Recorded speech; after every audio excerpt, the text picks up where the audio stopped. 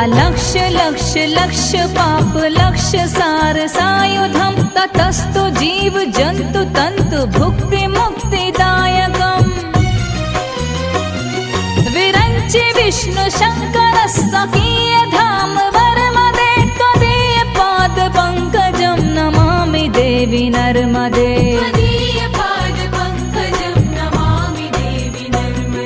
Namami Devi Narmade.